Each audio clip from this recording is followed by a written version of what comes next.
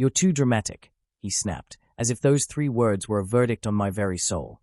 I could still hear his tone, the dismissive, bored drawl that he used whenever I shared my ideas or emotions with him. My heart pounded in my chest as I recalled that moment at our weekly meeting, where he had scoffed at my latest proposal with a smirk. My name is Maya Rivera, and for far too long, I had been branded by someone I once admired as over-the-top, exaggerated, and ultimately, too dramatic.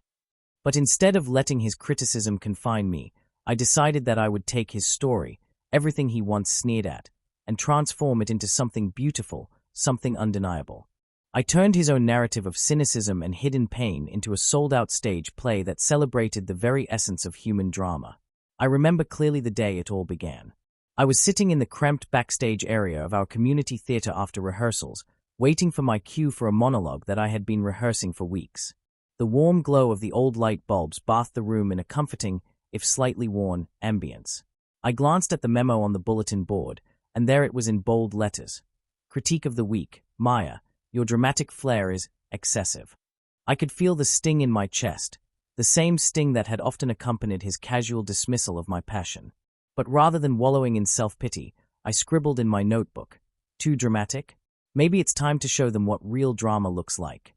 For years, I had internalized those insults. I remembered every time our friend Eric would joke, "Maya, only you could turn a coffee break into an epic saga." And while I'd try to laugh along, deep inside, those words cut deep. They made me question whether my intensity was a gift or a flaw.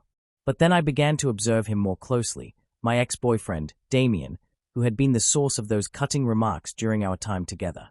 Damien prided himself on his cool, unflappable demeanor. He had often told me, "You're too dramatic, Maya. The world doesn't need your constant theatrics." His voice was smooth, his eyes always calculating, as if he believed that every emotion I showed was a performance, and not a genuine expression of the passion that fueled my art. After our breakup, when I was left to pick up the fragments of our shared life, I found that Damien's comments had carved deep scars. Yet, as I sifted through old messages and pictures, I noticed something unexpected. Behind his cool exterior, there were moments when his eyes betrayed a flicker of vulnerability. Late at night, in hastily deleted messages I found when sorting through our old chats, Damien had admitted in all honesty, "Sometimes I wonder if I'm missing out on something real by staying so detached." It was as if he was battling his own fears, fears of authenticity, fears of vulnerability. And those revelations, those imperfections hidden beneath his polished surface, were a treasure trove I couldn't ignore. Inspiration struck me like a lightning bolt. If Damien, the man who had always claimed I was too dramatic, could harbor such raw emotions behind his veneer, then there was a story waiting to be told. A story that would expose the hypocrisy of those who judge passion while hiding their own truths.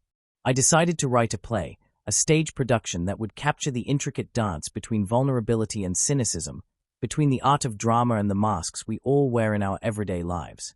I began by recalling every conversation, every look of disdain mixed with a hint of longing in his eyes. I combed through our old emails and messages, piecing together a narrative that not only reflected his own struggles, but also my journey toward embracing my emotional depth. I started writing in my small apartment, where the city lights filtered through sheer curtains, casting delicate patterns on my walls, an ambience that perfectly suited the mood I wanted to create. Every night, I would type furiously, lost in a world where every emotion was valid, where every tear was a punctuation mark in the epic of our lives. The play, which I eventually titled Unmasking the Drama, was not just a personal catharsis, it was a conversation with the world about how our most severe judgments often mask our deepest insecurities. In one scene, a character modeled after Damien's cold, calculated persona delivered a monologue that went, "I told you she was too dramatic," as if passion was something to be shunned. But what do I know? Behind every smile, every tear, there lies a story, the weight of truth, the burden of vulnerability. In another scene, my character, raw and unfiltered, declared, "I am not too dramatic, I am alive. Every heartbeat is a symphony, every sorrow a masterpiece waiting to be painted on the canvas of life." These lines, drawn directly from my lived experience, resonated deeply with anyone who had ever been made to feel that their feelings were a flaw. Casting for the play was an adventure in itself. I held auditions in a tiny theater downstairs from my apartment building, a relic that smelled of old wood and dreams left behind. Emerging from a sea of hopeful faces was a vibrant group of actors who, like me, had known the sting of harsh labels. There was Sarah, whose piercing gaze and powerful voice could captivate an audience, and Tom, whose ability to reveal emotion in subtle gestures made him perfect for the role inspired by Damien. Each actor brought a piece of themselves to the process, and together, we crafted a performance that was both riveting and raw. Rehearsals were transformative. We experimented with different staging techniques, incorporating multimedia elements that included projected images of real text messages and snippets from digital conversations that paralleled the narrative of the play. In one memorable rehearsal, I watched as Sarah delivered a scene with such heartfelt intensity that even the usually stoic director found his eyes misting over. "This is it," he said softly between scenes. "This is real." And real it was.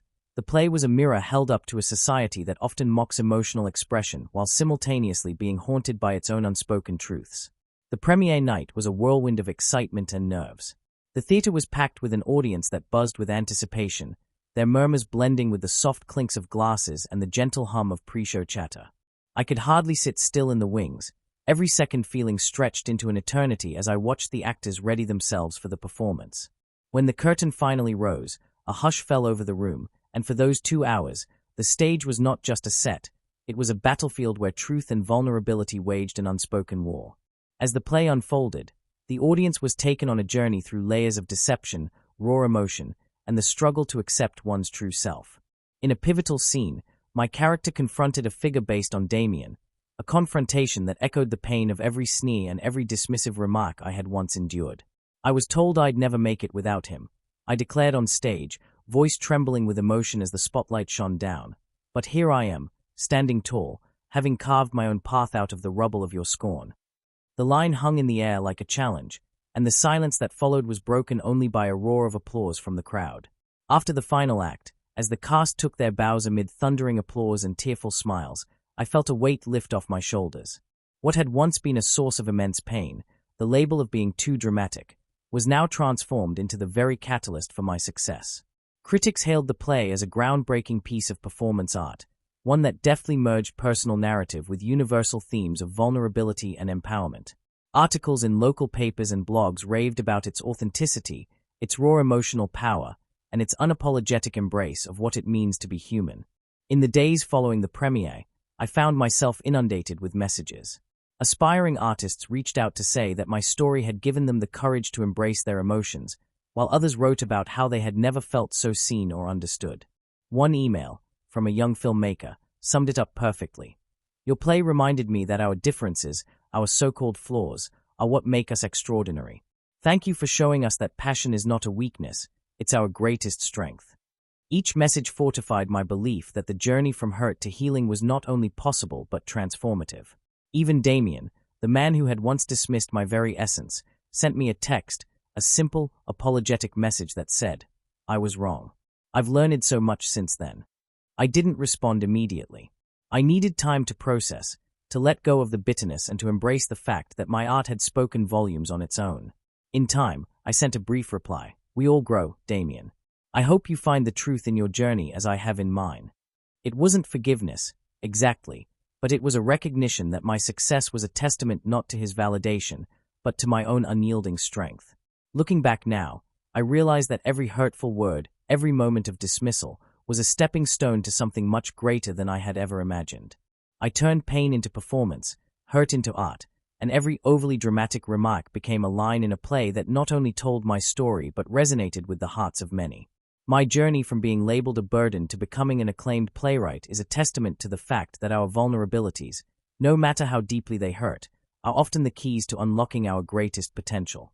So, if you've ever been told you're too dramatic, if someone has belittled your passions and claimed that your emotions are nothing more than excess, remember that you have the power to redefine that narrative. Let every tear, every burst of anger, every moment of self-doubt fuel your creativity. Embrace your true self, share your truth, and transform the criticisms of others into the foundation of your own success. This is my story, a journey from rejection to revelation, from pain to performance. I was told that my dramatic heart was too much for a world that valued indifference, but I turned that very intensity into a sold-out stage play that captivated audiences and changed the way people view vulnerability. My success isn't defined by someone else's narrow vision. It's defined by the passion I poured into every line, every scene, every heartbeat on stage. May my journey inspire you to harness your own emotions, even the ones you're told are too dramatic, and turn them into something that sets you apart. Embrace the power of your truth, let your passion shine through, and know that every critic's dismissal is just another reason to prove them wrong.